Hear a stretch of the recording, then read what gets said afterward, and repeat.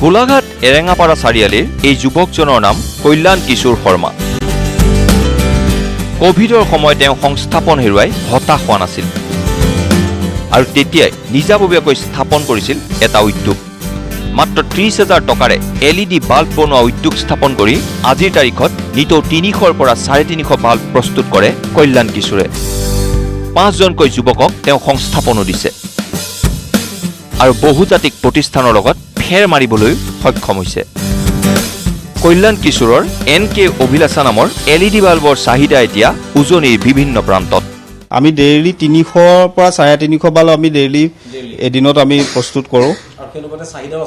চাহিদা আমাৰ 200ৰ পৰা 250ৰ ভিতৰত ওলাই যায়। আপোনাৰ মোৰ এতিয়া বছৰেকত আপোনাৰ ধৰক 18ৰ পৰা 20 লাখ টকা আমাৰ টাৰ্ণঅভাৰ হৈছে বৰ্তমান।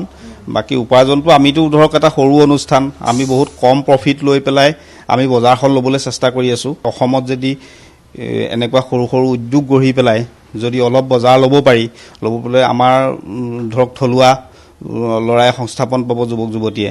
তেওঁ উদ্যোগৰ প্ৰতিখন দুৱাৰতেই মহৎ লোকৰ অনুপ্ৰেৰণামূলক বাণীসমূহ খোদিত কৰাই থৈছে, যাতে কোনো ক্ষেত্ৰতেই হতাশ নহয় তেওঁৰ কৰ্মচাৰীসকল।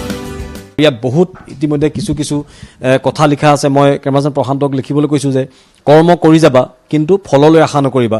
তেনেকুৱা ধৰণৰ খুব ভাল ভাল কথা ইয়াত লিখা আছে। APJ আব্দুল কালামৰ এটা কথা লিখা আছে, যদি তুমি সূৰ্যৰ দৰে উজ্জ্বল হ'ব বিচৰা, প্ৰথমে তুমি সূৰ্যৰ দৰে নিজকে পুৰিব লাগিব। স্বাভাৱিকতেই ইংৰাজী নৱবৰ্ষৰ প্ৰথম দিনটোত এয়া এক প্ৰত্যাশাৰ খবৰ। গোলাঘাটৰ পৰা সমীৰণ দিগন্ত, নিউজ লাইভ।